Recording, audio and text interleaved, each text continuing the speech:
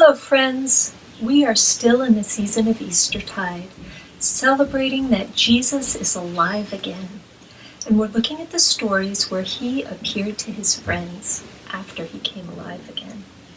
Today's lesson can be found in Luke 24 as well as John 20.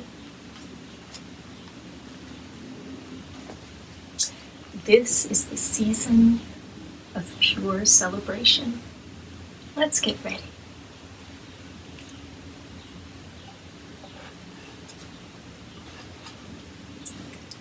We remember on the third day the women came, and they brought spices with them after Jesus had died, because they wanted to prepare the body, even though it was hard.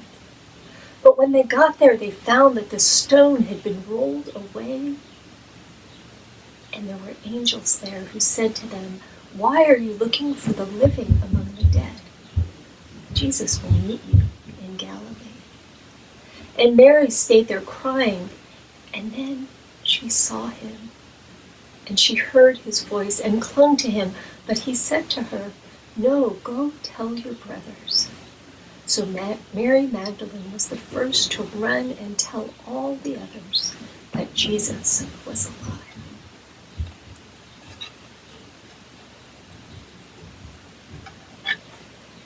And then later that same day, we heard about the two who were walking to Emmaus and wondering what were they going to do.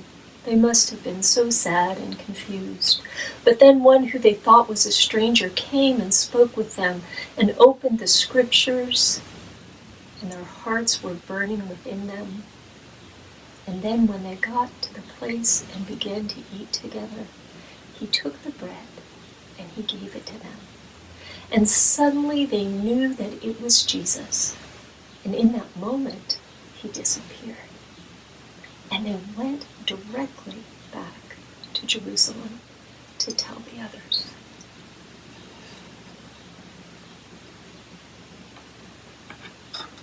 And when they got there, the others were in a room with the doors locked, and they were afraid.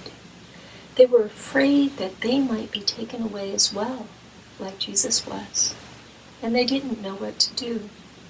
And as they were there in that locked room, suddenly they heard a voice, and that voice said, "Peace be with you."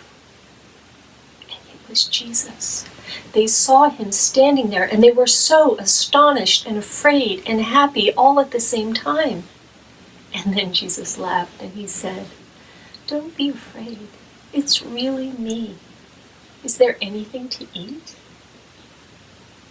And they gave him fish, and he ate it, and he explained the scriptures to them about who he really was, the Messiah, and what the Messiah must suffer and rise again, and then be taught through all the land beginning in Jerusalem. Now that time Thomas had not been with the others, and when they told him about it, Thomas said, "I will not believe until I see for myself the place where the nails were in his hand and where the spear pierced his side." And so 8 days later, the disciples were all together again, and again the door was locked. They were still worried. And suddenly, "Peace be with you." It was Jesus again. And Jesus walked right up to Thomas, and he said, "Thomas, here are my hands. Look for yourself. And this is my side. You may put your hand here." And Thomas, he just fell to his knees, and he said, "My Lord and my God." Thomas believed. He had doubted. Doubt was in his bones, and of course he doubted. It makes sense. But now Thomas said, "My Lord and my God." And Jesus looked at him a long time. And Jesus said, "Thomas, do you believe because you have seen? Blessed are those who believe, even though they don't see." And then he was gone. Now I wonder if there's any part of this story that you like the best so far. I wonder if there's any part of this story that you can imagine yourself in. Maybe that's the part you might draw or paint or color for your work.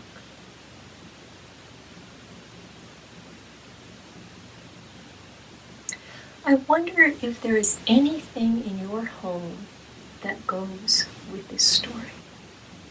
Is there anything that you might bring that helps tell more about Jesus who is alive? Let's pray.